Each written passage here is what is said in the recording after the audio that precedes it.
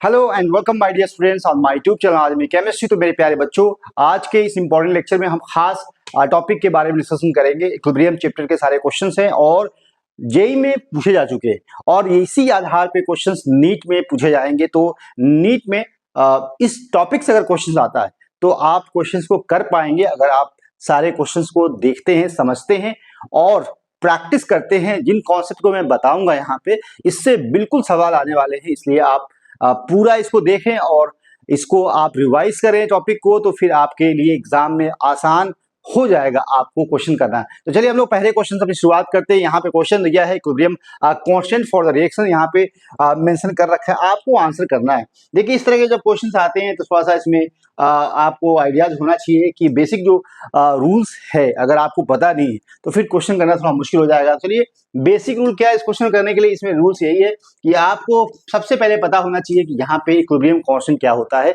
Forward और backward direction का जो रेशियो होता है इक्विलिब्रियम कांस्टेंट का रेशियो, उसी को हम जो केसी है, जो यहाँ पे अगर हम बात करते हैं केसी है, तो अगर कोई भी रिएक्शन होती है फॉरवर्ड डायरेक्शन में जा रही है, सपोज करो कि यहाँ पे ए से बी में रिएक्शन जा रही है और ये यहाँ पे इक्विलिब्रियम है, तो यहाँ पे हम कह सकते हैं K1 है और यहाँ पे K-1 है और यहाँ जो रेशियो होगा फॉरवर्ड और बैकवर्ड का जो रेशियो होगा उसी को हम केसी बोल सकते हैं, या हम कह सकते हैं बी की कॉन्सेंट्रेशन या ए की कॉन्सेंट्रेशन के रेशियो को हम इक्विलिब्रियम कांस्टेंट कहते हैं। और यही आपको जो है यहाँ पे दिया हुआ है और पूछा गया है कि इस रिएक्शन के लिए केसी पूछा गया है।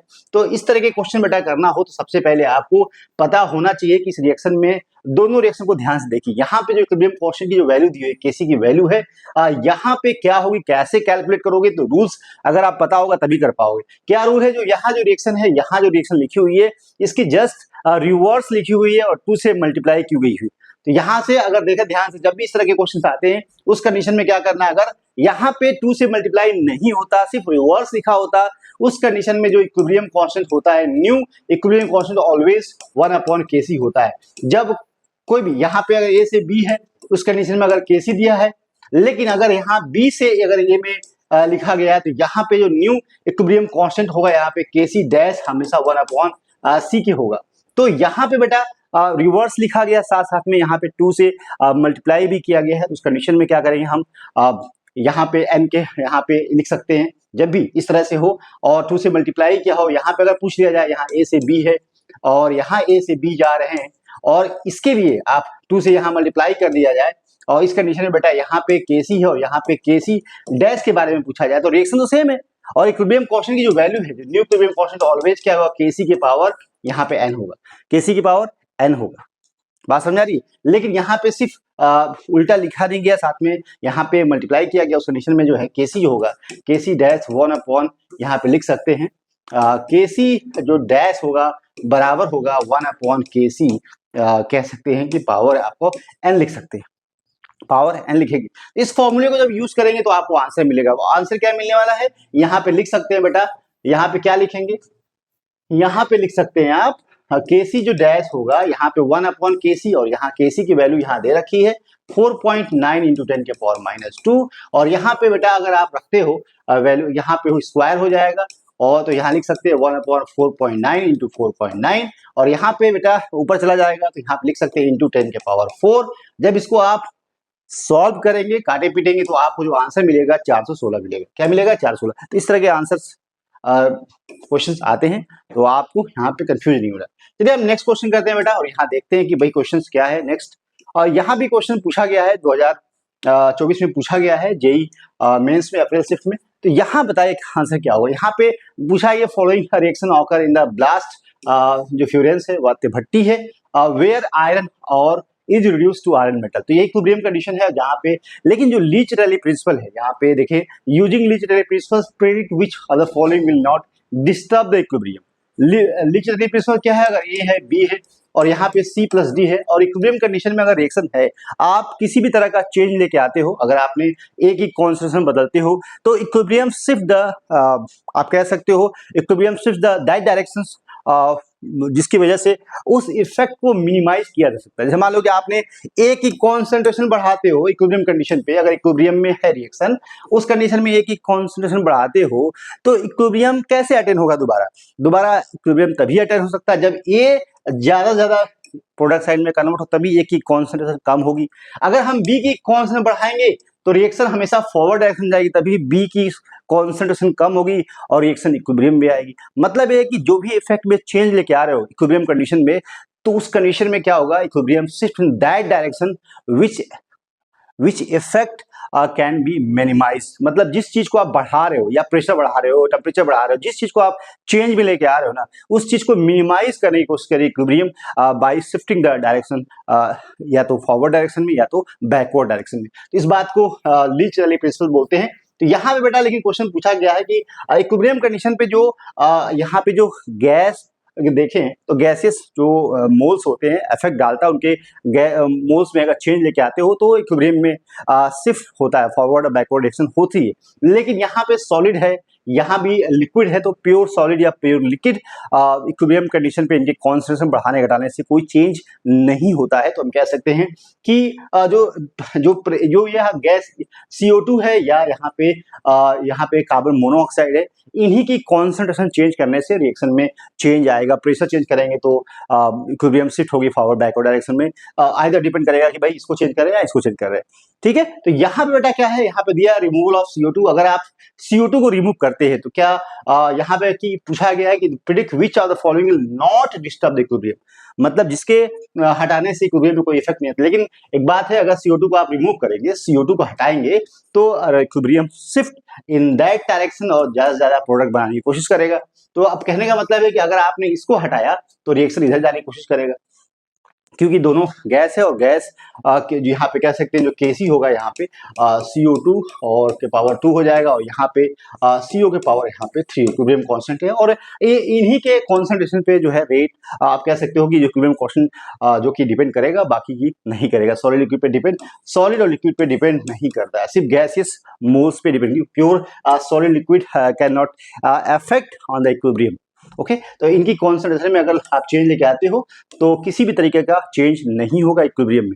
तो आप कह सकते हो रिमूवल ऑफ CO2 अगर आप करते हो तो उस कंडीशन में इक्विलिब्रियम शिफ्ट होगी, ये नहीं होगा option. Addition of iron oxide, अगर आयरन ऑक्साइड को ऐड करते हो, सॉलिड है, इसको ऐड करने से कोई भी चेंज नहीं होगा, रेट फॉरवर्ड नहीं होगा ना तो बैकवर्ड होगा। इक्विलिब्रियम कंडीशन में किसी भी तरह का बदलाव नहीं देखा जाएगा।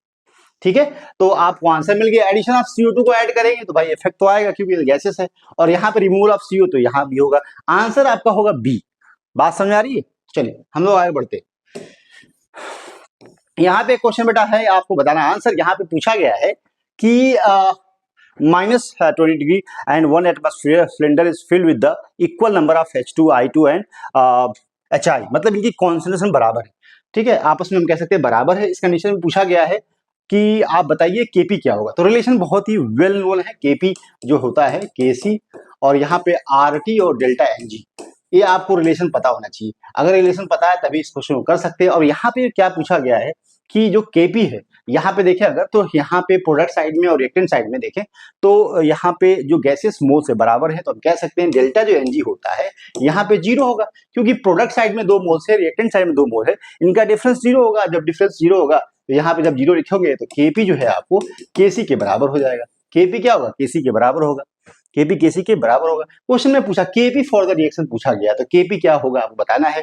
तो हम कह सकते हैं जो Kp होगा यहाँ पे हम Kc के बराबर होगा, और यहाँ पे जो प्रोडक्ट साइड में जो है HI है, यहाँ पे जो HI है इसके पावर का 2 हो जाएगा, और यहाँ पे H2 की कॉन्सेंट्रेशन और यहाँ पे I2 की कॉन्सेंट्रेशन, और यहाँ पे हम कह सकते हैं कि कॉन्सेंट्रेशन कहा गया बराबर है HI की बराबर है किससे?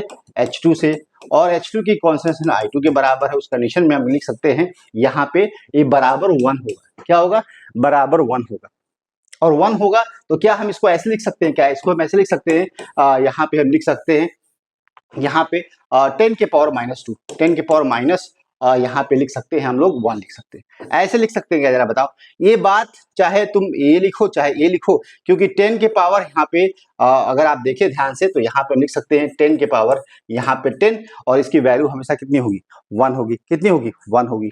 अगर आप इसको देखें, चाहे ऐसे लिखो चाहे ऐसे लिखो, बात तो बराबर ही है, 1 ही आने वाली है। तो आंसर क्या होगा आपका?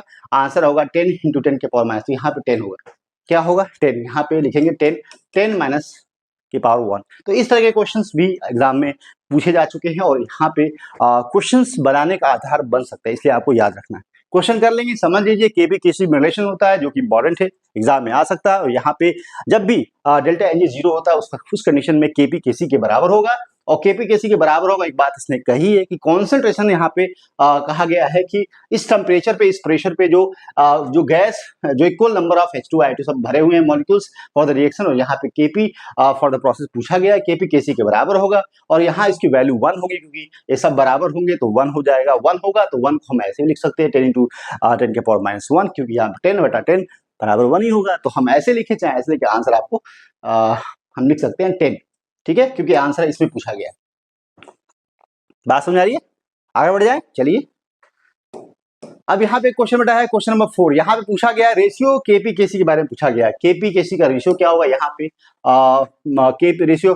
तो यहाँ बताइए आंसर। यहाँ बहुत हेवी फॉर्मूला बताया मैंने, केपी बराबर केसी आरटी और यहाँ पे डेल्टा एनजी, और यहाँ पे फॉर्मूला यूज करिए और आंसर कर सकते हैं आप। देखिए यहाँ पे करना क्या, यहाँ पे गैस है और यहाँ गैस और यहाँ भी गैस है, तो प्रोडक्ट साइड में, रिएक्टर साइड में जो डिफरेंस है यहाँ पे डेल्टा एनजी पहले निकालिए। तो प्रोडक्ट के मोल्स का डिफरेंस क्या है, प्रोडक्ट साइड में देखें तो यहाँ पे 1 मोल है, और माइनस यहाँ पे कितना है, तो यहाँ 1/2 है और यहाँ 1 है, तो यहाँ पे आप लिख सकते हैं 1 + 1/2। तो यहाँ पे डिफरेंस करेंगे तो -1/2 आएगा। कितना आएगा, डेल्टा एनजी आएगा -1/2, माइनस और यहाँ जोड़ेंगे तो यहाँ -1/2 आएगा।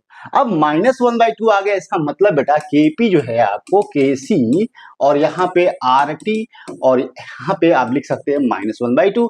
अब केसी को नीचे ले जाओ तो केपी बराबर केसी और यहाँ पे आरटी के पावर -1/2। तो हम इसको कैसे लिख सकते हैं, हम इसको ऐसे लिख सकते हैं कि नहीं, ऐसे लिख सकते हैं इसको। आंसर आपका 1/√RT आएगा। आएगा कि नहीं आएगा बताइए, तो आपको आंसर ये मिलेगा। ठीक है, आगे बढ़ जाए मेरे प्यारे बच्चों, चलिए। अब यहाँ भी क्वेश्चन एक है, यहाँ पूछा गया है फॉर द गिवन रिएक्शन, यहाँ पे जो पूछा गया है कि hypothetical reaction equilibrium constant are as follow. Equilibrium constant for the reaction क्या होगा, x से w जा रहा है, तो इसको काटो ना, देखो y से y कटेगा, z से z कटेगा, x से w जाएगा। और इस कंडीशन में बेटा क्या होता है आपको, जब इस तरह की नंबर ऑफ इक्विलिब्रियम रिएक्शन है, यहाँ पे K1 है, K2 K3 है, उस कंडीशन में लिख सकते हैं K1 इंटू जो न्यू इक्विलिब्रियम कांस्टेंट होगा इस रिएक्शन के लिए, जो आप कह सकते हो जो न्यू इक्विलिब्रियम कांस्टेंट होगा, हम इसको न्यू लिख सकते हैं। तो यहाँ पे K1 into K2 into K3 होगा, और यही बेटा आपको आंसर दे, K1 की वैल्यू यहाँ दिया है 1 × 2, 1 × 2 × 4, और ये आएगा 8।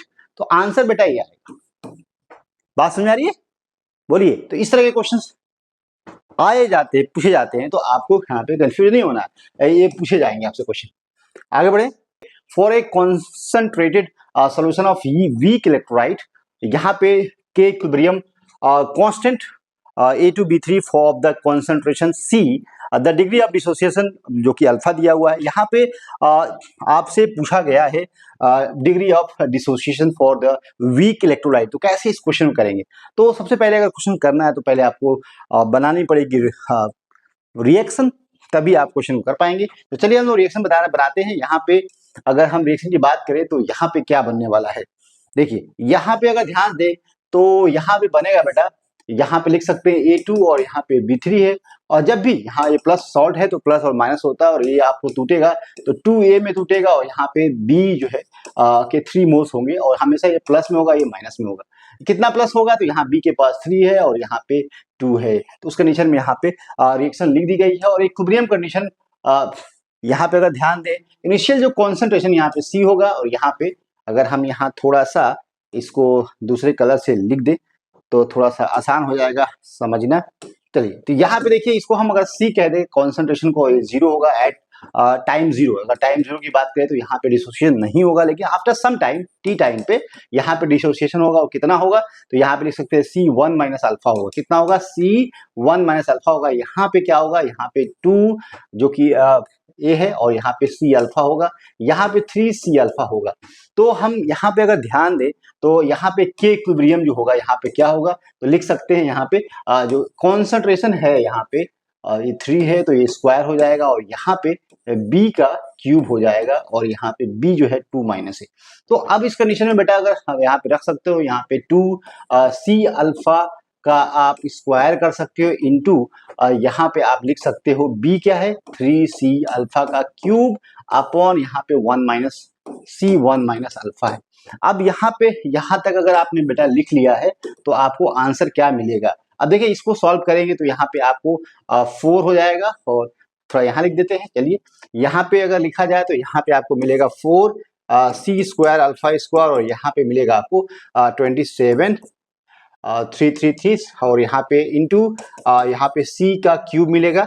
क्या मिलेगा? सी का क्यूब, और साथ में अल्फा का यहाँ पे क्यूब मिलेगा। यहाँ पे देख सकते हैं, यहाँ पे मल्टीप्लाई करेंगे 108 आ जाएगा, और सी जो है आपको 5 और अल्फा 5 हो जाएगा। तो ये तो ऊपर आ गया।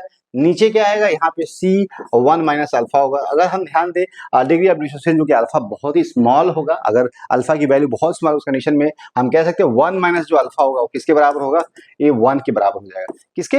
1 के बराबर। उस कंडीशन में लिख सकते हैं यहाँ पे 108 सी का 5 और अल्फा का 5 अपॉन सी, और सी से सी कैंसिल होगा तो यहाँ पे हम लिख सकते हैं के इक्विलिब्रियम जो होगा बेटा बराबर किसके होगा? तो 10 108 और सी के 4 और यहाँ पे अल्फा जो कि 5 होगा, और साथ में यहाँ पे हम लिख सकते हैं के इक्विलिब्रियम।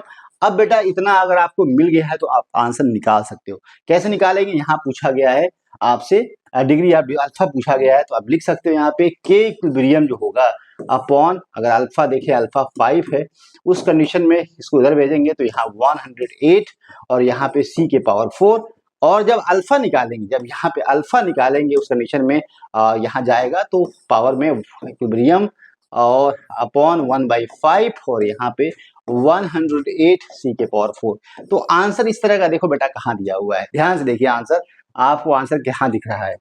तो अल्फा के इक्विलिब्रियम 1/5 और 108 सी के पावर 4, तो आंसर आपको बी मिलेगा। क्या मिलेगा? बी। तो अच्छा क्वेश्चन है, इस तरह क्वेश्चन एग्जाम में पूछे जाएंगे, तो आप अपनी प्रिपरेशन को एडवांस लेवल पे रखिए। क्वेश्चन किसी भी तरीके के पूछे जा सकते हैं, आप हर तरीके के क्वेश्चन के लिए तैयार रहिए। कंपटीशन बहुत ज्यादा हो गया है। ठीक है, तो चलिए हम लोग आगे बढ़ते हैं।